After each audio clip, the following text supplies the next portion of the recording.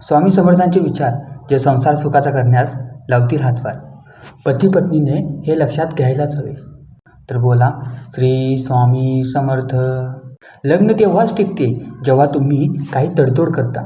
पती पत्नीच्या नात्यात चढ उतार तर होतच असतात, मात्र लग्नानंतर योग्य पद्धतीने हे नातं सांभाळायचे असेल तर स्वामी समर्थांचे काही उपदेश नक्कीच तुम्हाला मार्गदर्शक ठरू शकतील. जाणून घ्या. अनेक जण स्वामी समर्थांचे भक्त आहेत, तर जीवनाचे सार आपल्या आयुष्यात वापरल्यास पती पत्नींचे जीवन नक्कीच सुखाचे होऊ शकते. स्वामींनी केलेले उपदेश हे आयुष्यात जर आचरणात आणले तर संसार नक्कीच सुखाचा होईल. संसाराचा पाया हा विश्वासावर असतो.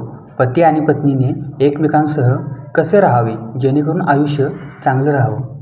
स्वामी समर्थ नेहमी सांगतात, कर्म करत राहा, त्याचे फळ कधी ना कधी तरी मिळेलच. कितीही संकट आलं तरीही एकमेकांचा आधार पती पत्नींनाच असतो. जीवनाचे सार समजून संसार करायचा हेच नेहमी स्वामींनी सांगितलेले आहे.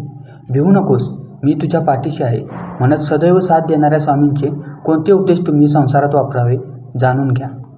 संसारात पती आणि पत्नी हे एक समान असतात. संसाराचा गाडा नीट सावरायचा असेल तर दोघांकडे हे अहंकार आणि मीपणा असून चालत नाही. स्वामी नेहमी सांगतात, मीपणा दूर ठेवा आणि विश्वास आपल्या पदरी जपा तर कधीच अपयश येणार नाही. दोघांनी एकमेकांवर विश्वास ठेवला, अहंकार जपला नाही तर नक्कीच संसार सुखाचा होईल. संसार म्हटलं की सर्व काही आपल्याला हवं असं चालत नाही. कधी पतीने पत्नीसाठी तर कधी पत्नीने पतीसाठी त्याग करणे गरजेचे आहे. यामधून केवळ आत्मानंद अथवा आनंदच प्राप्त होतो.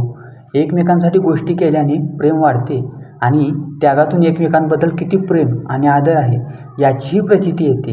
त्यामुळेच स्वामींनी त्याग करा, आत्मानंद मिळेल असं म्हटलं आहे.